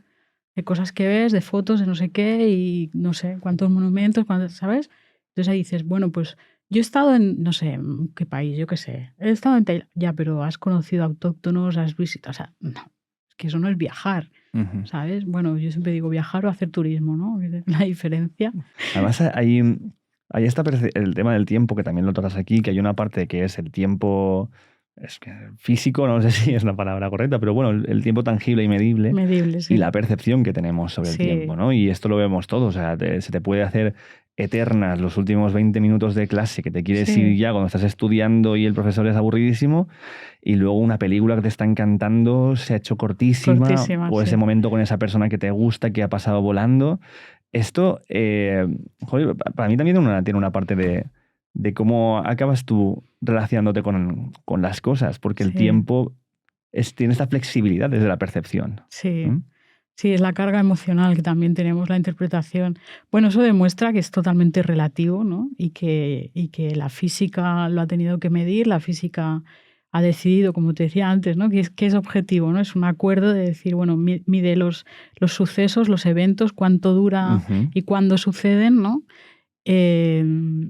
Pero es totalmente relativo, ¿no? Y sí que es verdad que con la física moderna, a partir de Einstein y tal, y la cuarta dimensión, el espacio-tiempo, pues incorporó el concepto de la relatividad, pero luego pues la filosofía antes de la física moderna ya lo decía, que era relativo, que era subjetivo, no decía relativo, pero decía que era subjetivo, y la psicología de otra manera, pero lo incorporó, ¿no? Decía, bueno, el valor emocional, lo que la filosofía decía que era subjetivo, la psicología le incorporó el concepto de la relación emocional, ¿no? Del tiempo. Ujú. Entonces, pues el valor emocional quiere decir pues el impacto que tengan las vivencias que tú tienes, pues así le atribuyes una periodicidad al tiempo. Entonces, y luego otra vez la parte física a nivel biológico me refiero, de medir eso se ha visto también en el cerebro la huella de cómo se procesa la señal.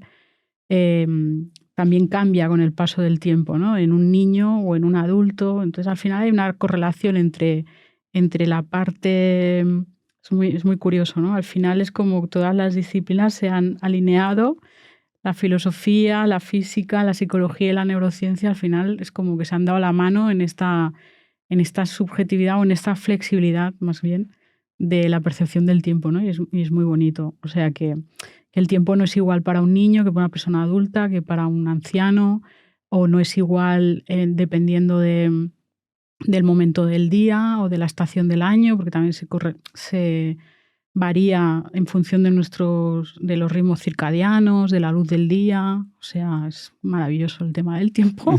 Es todo un temazo.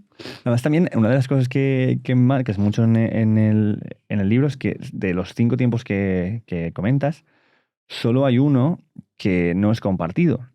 Pero el tiempo, por lo general, es algo que siempre es para con los demás. Ujú. Y de los demás hacia mí y de mí hacia los demás.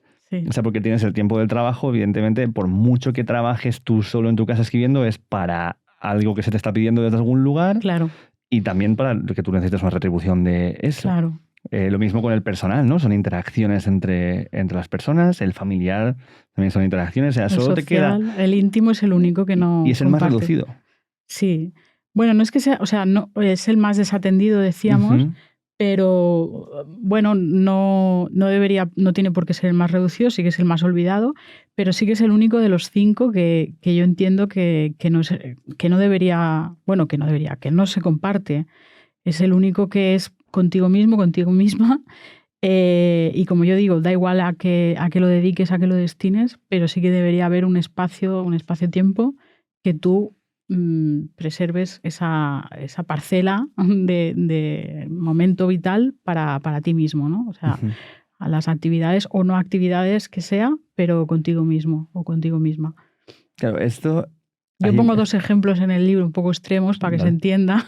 Si quieres los digo. Sí, por Porque favor. la gente me dice, ¿pero qué? Pero digo, pues por ejemplo, puede ser igual de tiempo íntimo masturbarte o rezar, ¿no? Ujú. Que son 2 cosas muy distintas, pero para que se entienda un poco de Ujú. qué es el tiempo íntimo, ¿no? O Claro. por ejemplo, hay alguien que puede entender tiempo íntimo ir a correr si va solo, ¿no? Por ejemplo. Claro, pero en este tiempo, o sea, viendo esto, ¿vale? Que la mayoría de este tiempo, o de estos tiempos que tenemos, son compartidos, Ujú. me trae un poco lo que hablábamos un poco al principio. O sea, es esto estar siempre compartido con otra gente. Ujú. Pero mi percepción es que es mi tiempo. Pero ¿es realmente mío? O sea, ¿sabes? Aunque no lo llegas a tener, pero ese tiempo lo estoy usando yo, está siendo usado en conjunto y yo simplemente lo percibo. O sea, ¿hay una individualidad a la hora de usar el tiempo o simplemente te debes a ese tiempo que es compartido a nivel de sociedad? Bueno, por ejemplo, bueno, es una pregunta como muy filosófica, pero el tiempo personal, por ejemplo, ¿cómo lo percibes tú? Yo creo que el tiempo personal, emocionalmente, podrías percibirlo sí como tuyo. El tiempo profesional y el tiempo, sobre todo el profesional, no lo percibirías a lo mejor como tuyo, ¿no? A lo mejor. De hecho, la gente, cuando te dice no tengo tiempo, normalmente excluye el tiempo profesional. Ujú. Se refiere a no tengo tiempo para mí. Cuando dicen no tengo tiempo, no está contemplando el tiempo profesional como tiempo propio, Ujú. ¿sabes? Es curioso porque la mayor parte de su tiempo lo dedica a lo profesional, pero cuando dicen no tengo tiempo se refiere a no tengo tiempo para más cosas, ¿sabes? Y dices, tu tiempo es todo, o sea, es tu vida, tu tiempo, ¿no? O sea, no es que el tiempo profesional no sea tu tiempo. O sea, es como una contradicción, ¿no? Dedicas mucho tiempo. Yo no me refiero solo al tiempo a las horas del reloj, me refiero también a tiempo mental y emocional, ¿no? O sea, porque a lo mejor estás 8 horas o 10 horas en el trabajo, en la oficina, ¿no? Por poner una idea estándar, pero lo profesional te ocupa más allá de eso, ¿no? Te ocupa mentalmente y emocionalmente mucho por lo que sea, ¿no? O también puede ser lo profesional si estás en la etapa de la carrera, ¿no? Estudiando o lo que sea, ¿no? Entonces, ¿cómo puedes a la vez estar dedicando mucha energía a eso y no percibirlo como que es tuyo, como que es tu tiempo vital, ¿no? Es curioso, es una contradicción, ¿no? Y a la vez no te dedicas tiempo a ti mismo o a ti misma y sin embargo, cuando te refieres a no tengo tiempo, inconscientemente estás hablando de eso, ¿no? Entonces hay esta contradicción. Y precisamente yo en terapia lo que intento poner sobre la mesa son estas cosas, ¿no? Es que la gente tome conciencia de esto, ¿no? Y que reordene de alguna manera esos espacios, ¿no? Y simplemente haciendo ese ejercicio, que evidentemente no se hace en un día, le cambia muchísimo su percepción de malestar o ansiedad o lo que sea que fuera a lo mejor el problema de origen por el que venía, ¿no? Que además yo, por ejemplo, cuando trabajo en grupos y también individualmente, siempre doy esa consigna, ¿no? Que siempre digo, no juzgar y no juzgarte, ¿no? Y la gente dice, vale, vale, ¿no? Como si fuera súper fácil. Y es lo más difícil del mundo, porque nosotros estamos continuamente juzgando y juzgándonos. O sea, es súper difícil. Entonces, hacerlo eso a nivel mental ya es triple salto mortal, ¿no? Entonces, me parece muy guay. ¿Tú has visto cambio como terapeuta, cómo la gente tiene problemas con su forma de ver del tiempo de su propia vida, de su desarrollo desde antes de la pandemia a después? Sí, sí. ¿De qué manera? Bueno, yo creo que hay como más ansiedad como más apremio de que esto se acaba, de que esto no sé qué. O sea, se ha agudizado esa sensación de futilidad o de aprovecharlo o de, ¿sabes?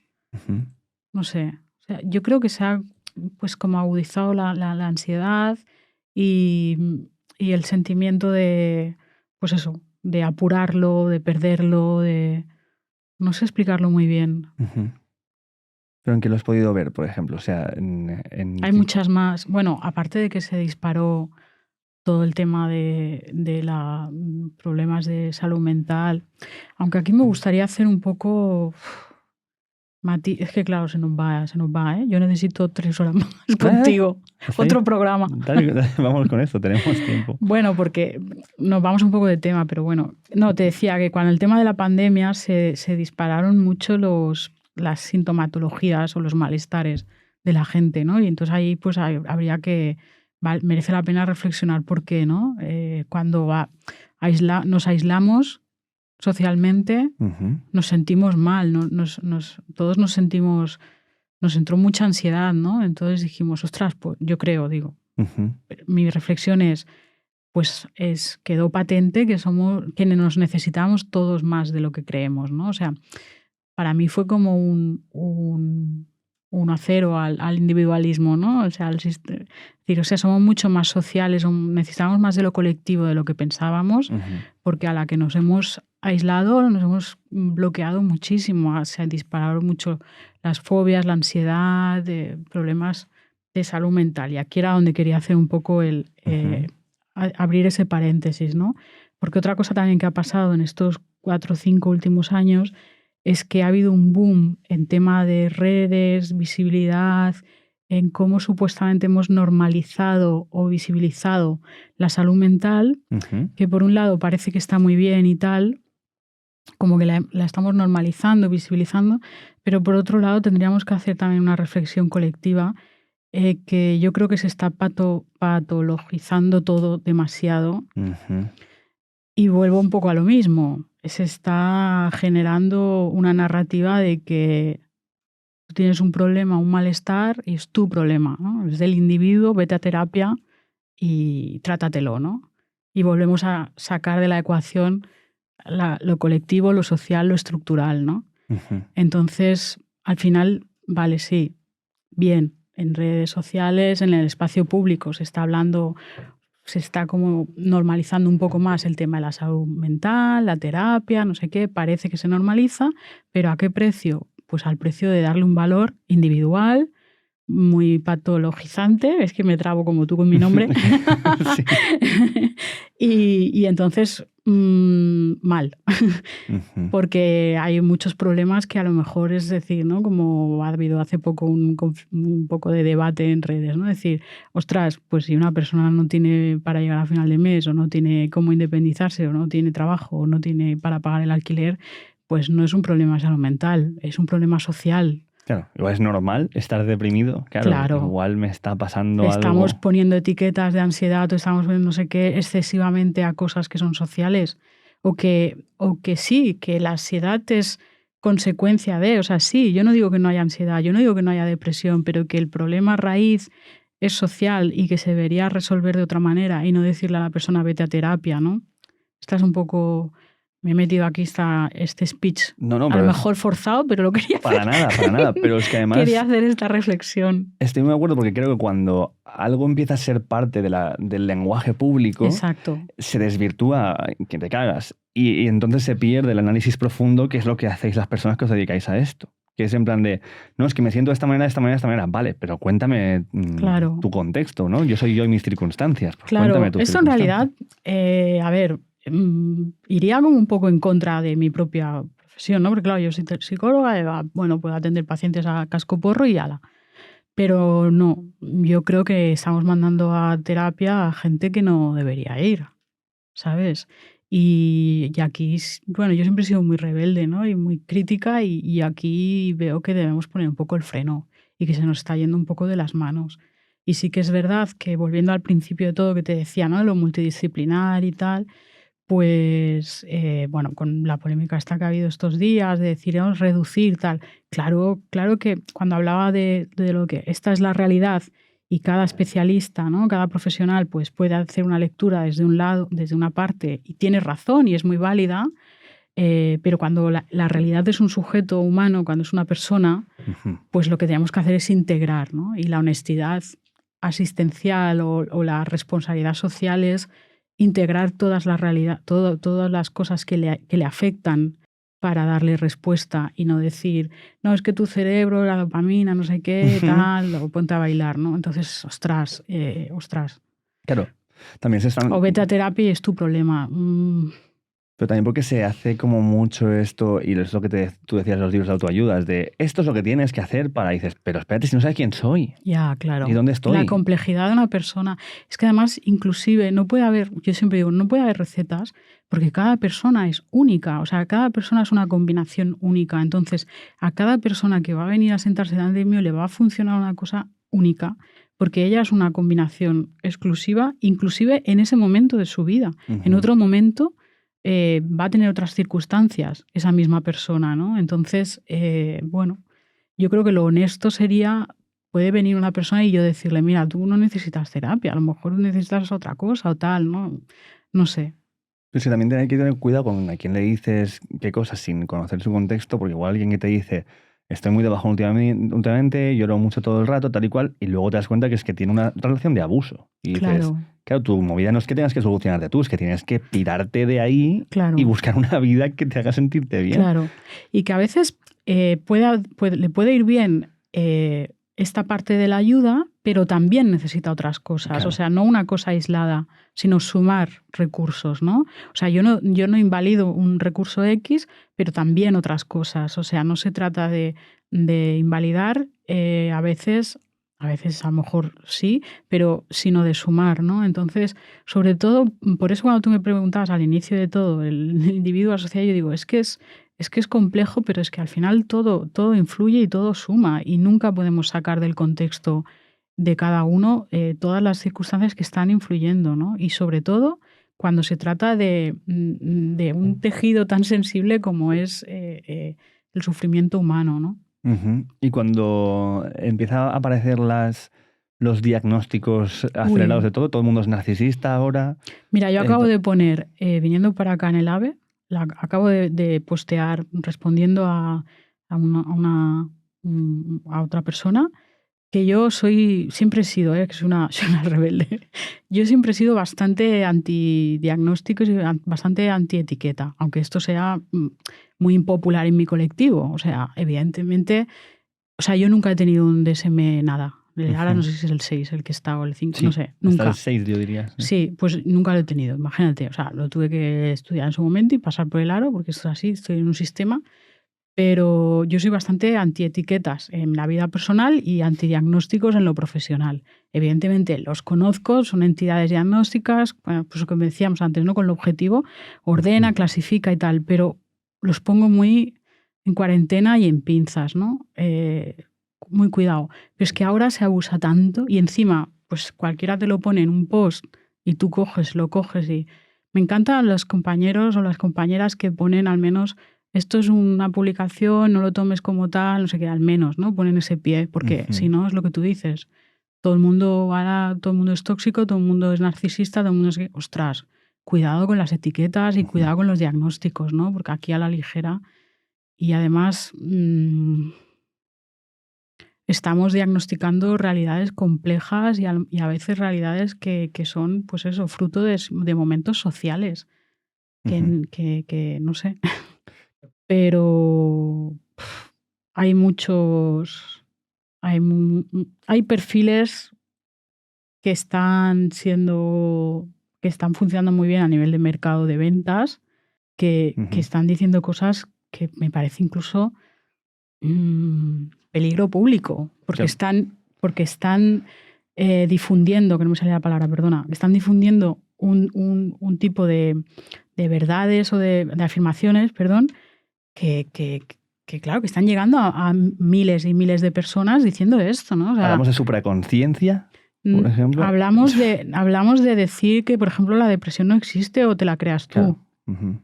Pero esto es la oferta y la demanda. Pero esto es muy peligroso porque esto puede llegar a personas en situaciones muy vulnerables, momentos vitales muy complejos, y que te llegue este mensaje, a mí me preocupa. Pero me preocupa desde el punto de vista, no como autora, me preocupa como profesional y me preocupa como persona empática conectando con esa persona que sufre, o me preocupa como persona que puede pasar una depresión y puede haberla vivido. Hostia, es muy heavy esto. Pero sí, se está dando mucho en muchos ámbitos. Lo que te decía de supraconciencia, ¿no sabes? Está este médico hiper reputado, muy conocido, tal y cual, que se pone a decir cosas usando términos de la física de partículas absolutamente sacados de contexto, tal. Que sí, o sea, vi un análisis que hizo Santaolalla sobre esto, que dice, bueno, que quizás el objetivo es positivo, ¿sabes? Es motivarte a que tengas una vida más plena y tal, pero no me engañes. Pero es que es lo que decíamos antes, que ahora, como no se contrasta y como todo se puede decir y todo... Y claro, además los límites, si encima te lo dice una persona que más o menos parece que tiene una autoridad o te lo dice con un lenguaje tal... Mira, hay un perfil en Instagram que me parece, como iniciativa, me parece brutal, pero Instagram le está pegando durísimo. Ostras, no recuerdo el nombre, que me perdonen. Que, bueno, lo que intentan es como validar o cuestionar, por ejemplo, divulgadores que están diciendo cosas que son falsas, ¿no? Utilizan un método muy, muy sencillo, que es como un semáforo de verde, amarillo, rojo, y con otros profesionales contrastados, pues cogen, por ejemplo, pues yo qué sé, un nutricionista o un divulgador en nutrición o un divulgador en no sé qué, un vídeo, ha dicho esto, ¿no? Y entonces buscan profesionales que validen eso. Esto es verdad, esto es así, esto tiene fundamento, y que lo motive, ¿no? O sea, que lo argumente. Entonces, claro, van poniendo vídeos con su semáforo verde o rojo, si esto es falso, si esto es verdadero o esto está por contrastar, ¿no? Pues claro, es muy impopular porque además ponen gente que a lo mejor tienen muchos seguidores o mucha popularidad, ¿no? Entonces, pues Instagram todo el rato les penaliza, ¿no? Y yo digo, ostras, me parece una iniciativa porque lo están haciendo con rigor y con respeto y motivado y argumentado.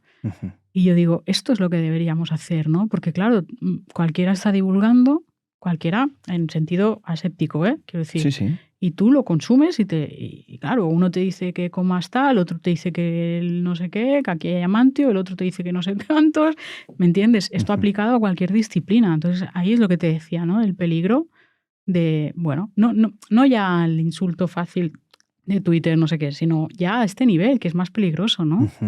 Porque claro, si supuestamente un psicólogo reputado te dice, no, es que la depresión te la ocasionas tú. Hostia, encima tú ahí machacándote de que... Hostia.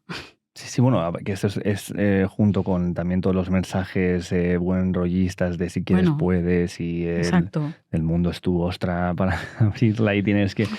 Es una responsabilidad gigante que pones sobre alguien que quizás no está pasando un buen momento y por eso necesita leer algo que le motive. Claro. Pero bueno, luego nos alarmamos de que la primera causa de muerte no natural sea el suicidio. Sí. Que bueno, luego aquí también hay como dos tendencias, ¿no? De si se debe decir o no. Bueno, eso también hay como una división aquí de opiniones de si se debe hablar o no de este tema.